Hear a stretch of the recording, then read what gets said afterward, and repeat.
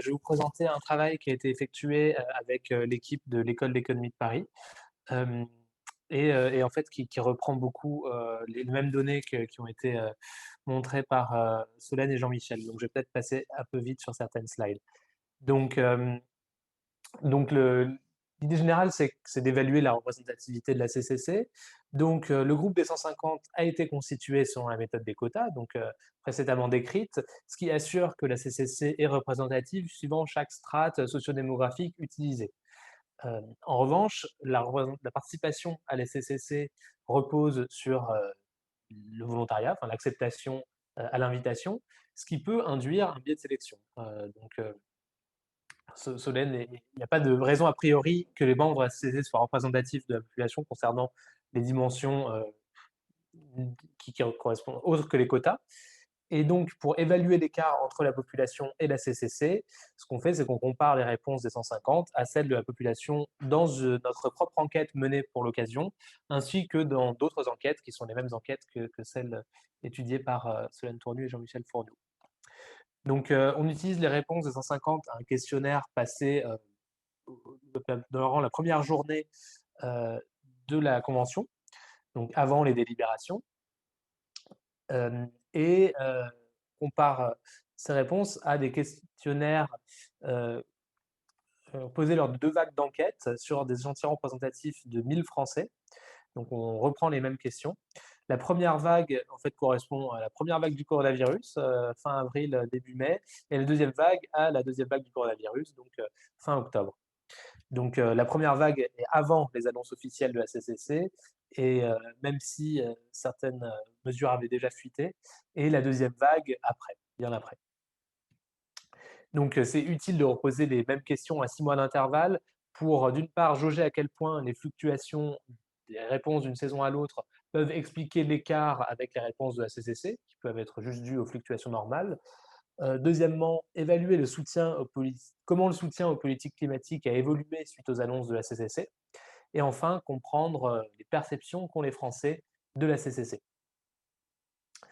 Je vais commencer tout de suite par une analyse de la représentativité de la CCC en termes de valeurs, et sur les questions générales qui, a priori, sont stables dans le temps, comme dans quelle mesure êtes-vous satisfait de la vie que vous menez. Euh, donc ici, il n'y a pas d'énorme différence entre la CCC et la population, même si la CCC semble un peu plus satisfaite. Et de même, la question suivante qu'on a posée dans les vagues, la CCC semble un peu moins confrontée à des difficultés importantes que la population générale. Alors juste un point, euh, quand on compare comme ça les réponses de la CCC aux réponses de questionnaires, euh, c'est pas évident quand on voit des écarts de réponse de penser que la CCC est non représentative pour 2 raisons. D'abord, ça peut être, les sondages qui sont moins représentatifs que, la méthode d'échantillonnage de la CCC. Donc ça irait dans le sens, du fait que c'est la CCC qui a un bon groupe de contrôle et les sondages qui sont moins représentatifs. Et ça peut aussi aller dans l'autre sens, heu, parce que il y a il y a il y a beaucoup moins de gens qui refusent de répondre aux sondages que de gens qui refusent de répondre qui refusent de participer à la CCC. Beaucoup plus engageant de participer à la CCC, et ça attire a priori les gens qui sont, plus enclins à être, heu, engagés en faveur du climat ou des causes délibératives. Alors que dans les sondages, les gens ne connaissent pas le sujet a priori, et ça ne les empêche pas de répondre jusqu'à la fin du sondage, une fois qu'ils ont, compris quel était le sujet. Nous, dans nos sondages, on obtient 95 des gens qui ont commencé le sondage qui le finissent. Voilà, donc une fois que ces précautions sont dites, on peut reprendre l'analyse. Hem, donc les valeurs relatives à l'éducation, elles ont déjà été reprises. Nous, on a des questions supplémentaires, qui confirment ce qui a été trouvé, précédemment, à savoir que l'indépendance, l'expression personnelle ou l'imagination, sont des valeurs plus importantes pour les citoyens de la CSC que, l'obéissance, dans la population générale. Concernant la confiance, donc à ce qui a été montré par Jean-Michel et Solène, on ajoute, donc nos 2 vagues d'enquête où, la méfiance envers les autres est vraiment très importante, à 82, et donc là, on voit que ça confirme encore plus que la CCC, les gens de la CCC ont plus confiance dans l'autre. Et là, on se demande pourquoi il y a un tel écart entre, notre enquête et l'enquête du Cevipof et en fait, notre enquête n'est pas la seule à trouver le chiffre de 82 puisque l'Ipsos trouve exactement le même chiffre et donc j'ai envoyé j'ai échangé avec des gens de l'Ipsos et du Cevipof pour essayer de comprendre cet écart. Il y a plusieurs explications possibles, ça peut être, dû à l'âge, qui est peut-être mieux pris en compte, enfin plus représentatif dans le Cevipof. C'est peut-être, plutôt dû à des effets de framing, c'est-à-dire l'ordre des questions, dans le questionnaire, peut jouer sur les réponses. Heu, mais bon, une explication, complète reste à donner. Donc voilà, encore un élément pour dire qu'il faut prendre avec des pincettes, le fait que ces sondages, externes sont représentatifs. Hem, on a aussi posé la question si, le niveau de confiance dans la capacité des citoyens tirés au sort à délibérer de manière productive sur des questions politiques complexes. Donc là, les citoyens de la CCC ont beaucoup plus confiance dans la délibération de gens tirés au sort, mais c'est difficile de savoir s'ils sont vraiment différents de la population ou si tout simplement ils répondent comme cela parce qu'ils sont déjà dans la CCC et du coup, ils endossent lors de ces questionnaires durant la CCC un rôle de citoyen écologiste. Et donc on voit que les Français ont plutôt pas confiance, dans la délibération de gens tirés au sort, mais ça ne veut pas dire qu'ils sont contre les assemblées tirées au sort. Une grosse majorité, heu, se déclare pour une assemblée constituée de 150 citoyens tirés au sort, dotés d'un droit de veto sur les textes votés au parlement. Ce qui montre que peut-être que les citoyens n'ont pas confiance, dans la capacité des citoyens tirés au sort à délibérer de manière productive sur des questions politiques complexes, mais peut-être qu'ils ont encore moins confiance, dans le fait que, les élus, au parlement les représentent correctement. Concernant les valeurs politiques générales, heu, donc moi j'aurais pas la même interprétation, que précédemment concernant cette, non-réponse qui est en fait la réponse médiane à «Faut-il prendre aux riches pour donner aux pauvres?» Tout simplement parce que dans les questionnaires externes, on a aussi une grosse proportion de Français, qui répondent, 5 sur 10 à cette question. Donc, moi, mon interprétation, ça serait simplement que les gens de la CCC sont un peu moins en faveur de la redistribution que les autres, ce qui pourrait s'expliquer par le fait que, ils sont un peu plus aisés peut-être ou, en tout cas ça participe de ces résultats, qu'ils ont un peu plus confiance, que, ils ont moins de difficultés que les autres, légèrement moins, c'est pas absurde, peut-être qu'ils veulent moins de redistribution, aussi. Heu bon, ça, j'ai pas le temps de commenter. Concernant les préoccupations, les gens de la CCC se disent beaucoup plus préoccupés par l'environnement, mais bon, ça, c'est pas, étonnant, étant donné qu'ils peuvent endosser ce rôle de citoyen écologiste. Ce qui est plus intéressant, c'est que, ils se prononcent, beaucoup plus préoccupés pour l'action sociale et associative que, les Français et ça peut être, un indice, assez, frappant pour, montrer que la CCC, n'est pas tout à fait représentative parce que, c'est le genre de question où, on voit mal en quoi, la réponse serait différente, heu, dans la CCC ou en dehors. Donc, l'explication de rôle, spécifique, qui serait endossé lors de cette réponse, tient moins a priori. Maintenant on rentre vraiment dans le vif du sujet concernant le rapport au changement climatique, et là on observe que, il n'y a pas de différence majeure entre la CCC et la population, d'autant plus quand on remarque que la question du bas, heu, peut être interprétée de différentes façons, et que c'est ça quand on demande aux gens, si les ordres du climat ont toujours eu lieu ou sont dus au changement climatique, il n'y a pas de réponse, vraiment scientifique, et et non ambiguë, à cette question. Les 2 sont possibles et donc ça peut être dû à une réponse, différente lorsque les gens sont dans la CCC ou pas. Quand on demande si le changement climatique est dû, à l'homme ou pas, heu, il y a des différences entre la population et la CCC, mais de 10-20. Hem, ensuite, concernant la gravité du changement climatique, c'est pareil. Les gens de la CCC, heu, considèrent que le changement climatique est grave, un peu plus que les Français, mais une 2 tiers des Français quand même qui pensent que les conséquences, d'ici une cinquantaine d'années seraient extrêmement pénibles en France. Heu, donc la CCC ne prend pas de cours, heu, les Français sur le climat, puisque les Français sont quand même très inquiets, concernant le changement climatique également. Ce qui est intéressant, c'est quand on regarde le graphique du bas, on voit que, la CCC est un peu plus susceptible que la population française de penser qu'on sera capable de limiter, le changement climatique à un niveau acceptable d'ici la fin du siècle, peut-être parce qu'ils ont confiance dans leur capacité de trouver des solutions. Ensuite, je vais passer, aux questions en termes de soutien aux politiques climatiques qui là, sont un vrai enjeu. Hem, donc on voit, encore une fois que la CCC est un peu plus volontariste, concernant la lutte dans le changement climatique, puisque dans le graphique en haut à gauche, heu, oui, la France doit prendre de l'avance sur d'autres pays dans la lutte contre le changement climatique, à 15 de plus que la population générale. Dans le graphique de droite, on voit qu'il y a aussi plus de gens dans la CCC qui pensent qu'il faudra modifier de façon importante nos modes de vie pour empêcher le changement climatique.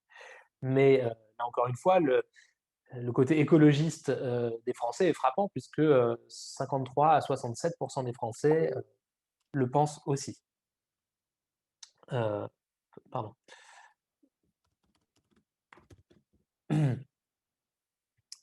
Donc les questions qui sont vraiment intéressantes, c'est, la comparaison des mesures, heu, des soutiens aux mesures politiques.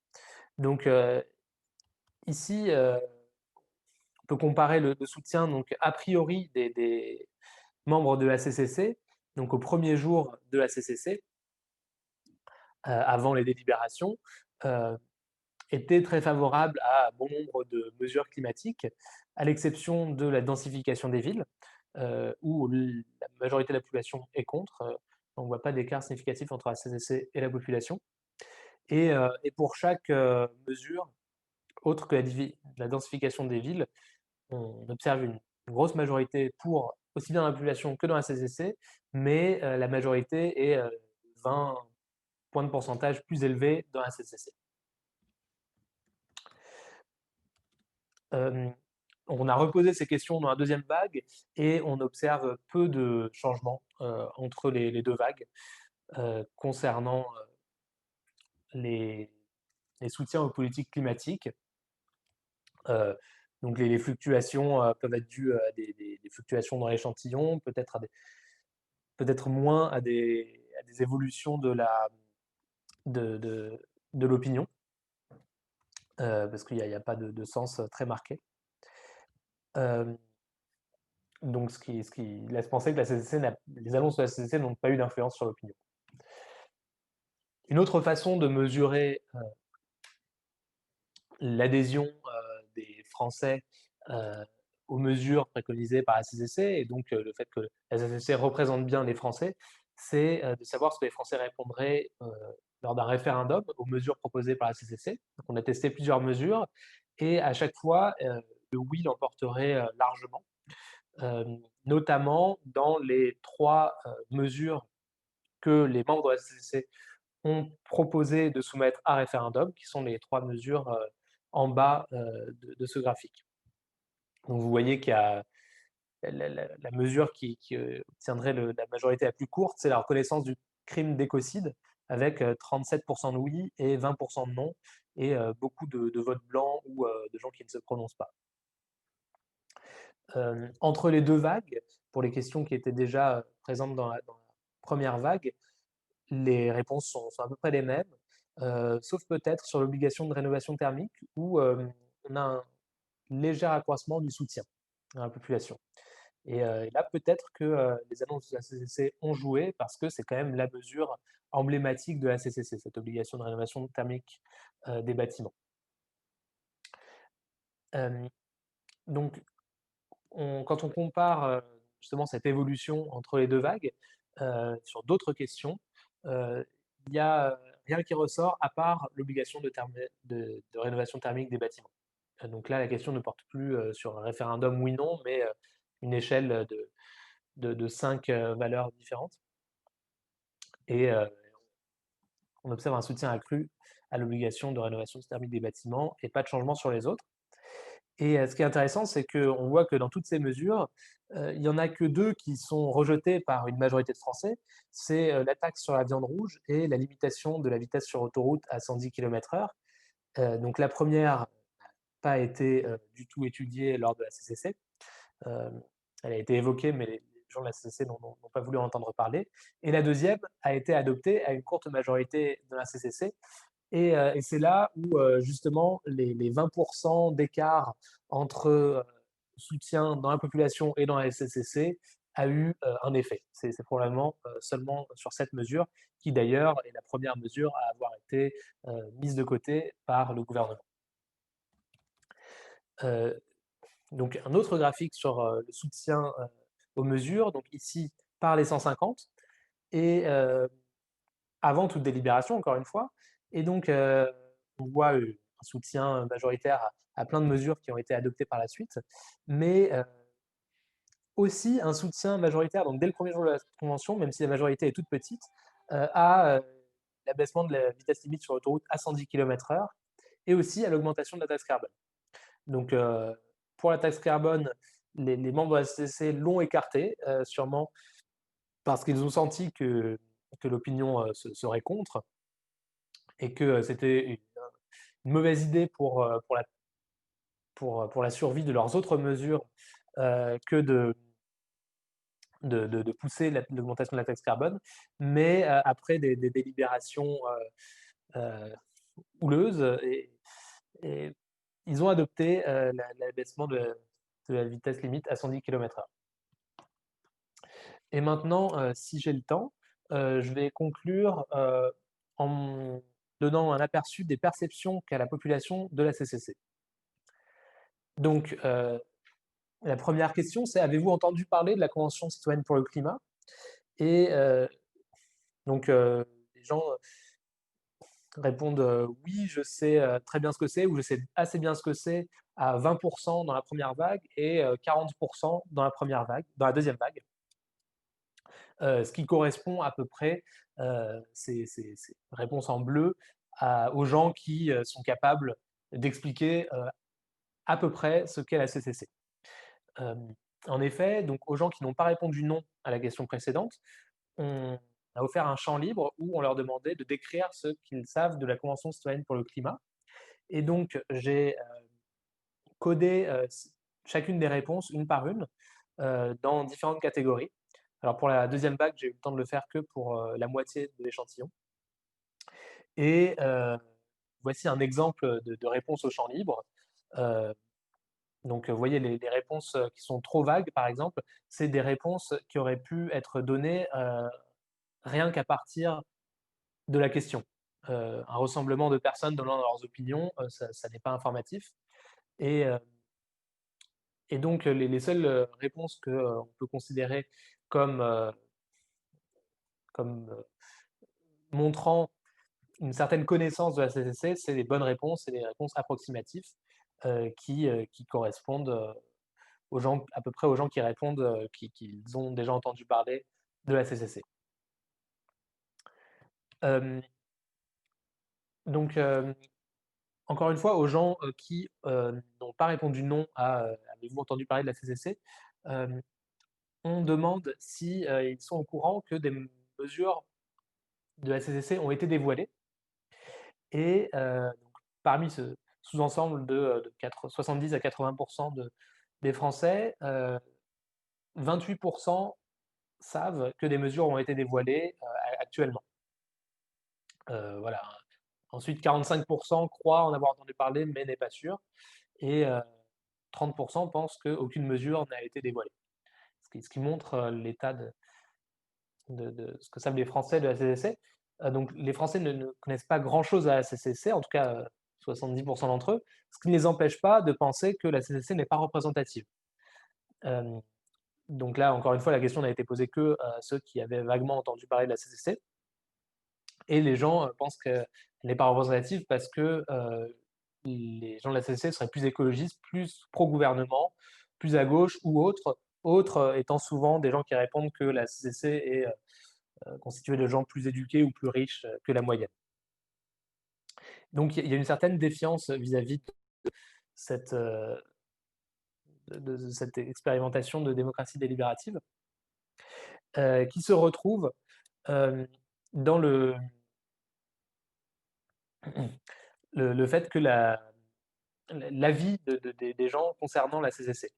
Donc la plupart des gens pensent que la CCC est soit inutile, car le gouvernement ne reprendra que les mesures qui lui plaisent, une opération de communication du gouvernement, une façon pour le gouvernement de se défausser de ses responsabilités, ou encore une assemblée manipulée ou contrôlée par le gouvernement.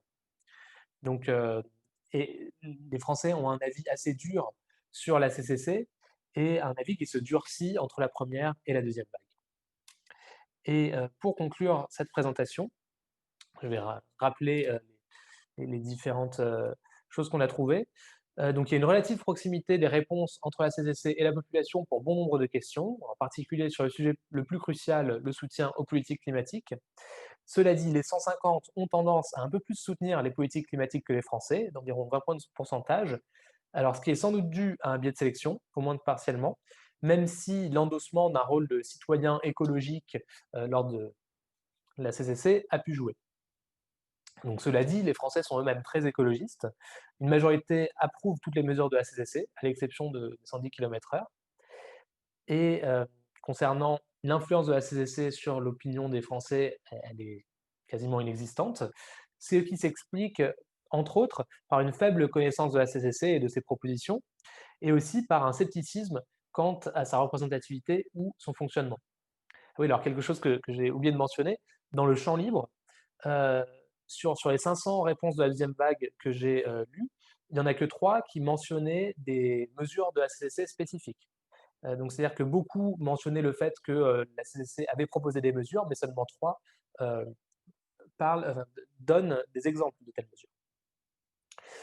Et enfin, le gouvernement est critiqué concernant sa velléité de démocratie délibérative, car la plupart des gens l'aperçoivent comme une mascarade.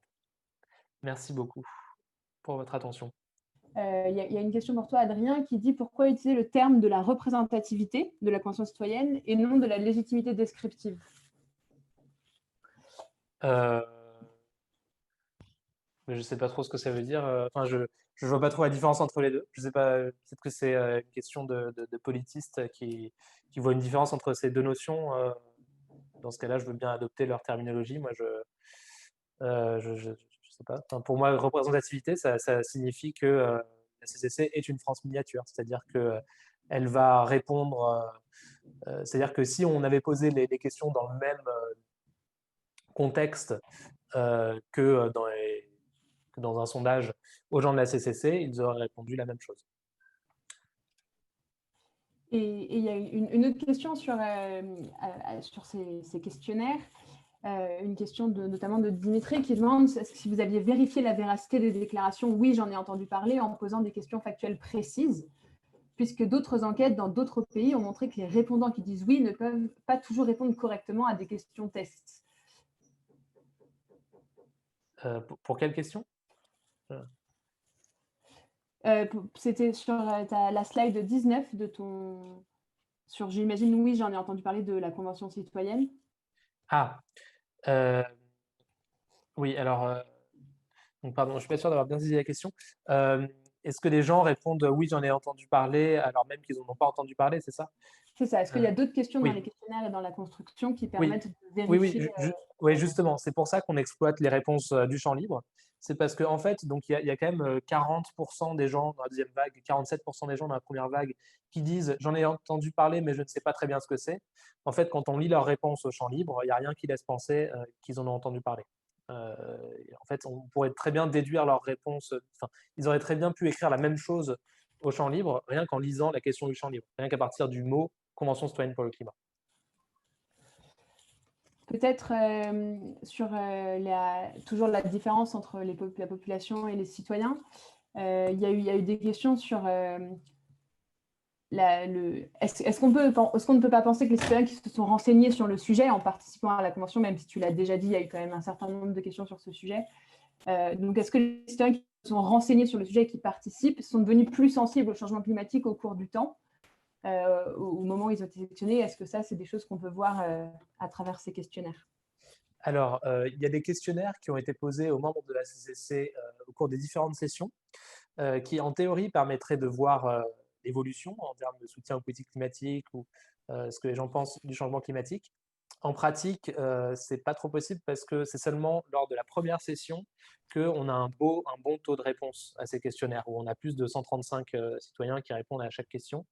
Dans les sessions suivantes, c'est souvent 80 citoyens qui répondent, donc c'est assez inexploitable.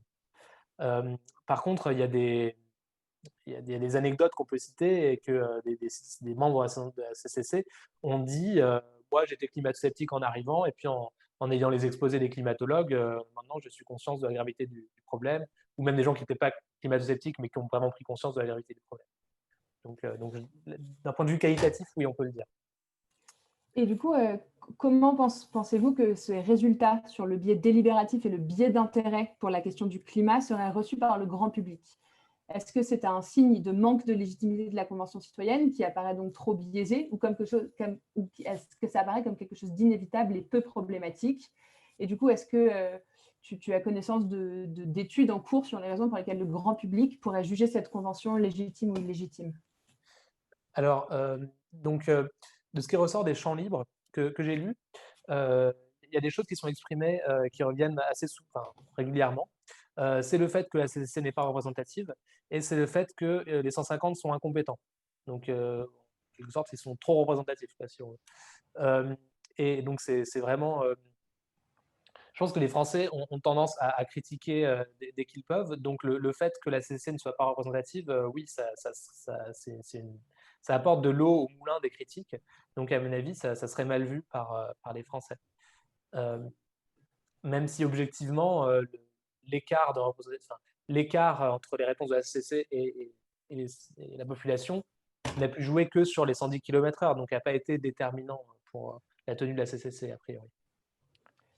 Et si on a le temps pour une dernière question, il y a une question. Comment? Une petite. Oui. Bon, du coup, c'est la dernière question qui est apparue. Sur les différences de réponse entre les panélistes de la Convention et sur les sondés des diverses enquêtes, notamment donc la population générale, comment discriminer l'influence liée à la composition des groupes respectifs de celle liée au contexte très différent dans lesquels les questions leur ont été posées? Mais justement, c'est une des limitations de cet exercice, c'est qu'on peut pas vraiment distinguer les deux. Euh, je pense qu'avec un peu de bon sens, on peut se dire qu'il y a des questions sur lesquelles le contexte joue moins, par exemple l'importance accordée à la vie sociale et associative, et encore, c'est discutable, ou alors la confiance aux gens, ou la satisfaction avec la vie, par rapport à la vie. Et donc, c'est sur ces questions où on s'attend à ce que les réponses varient peu en fonction du contexte, qu'on a envie d'évaluer la représentativité en termes de valeur. Merci beaucoup.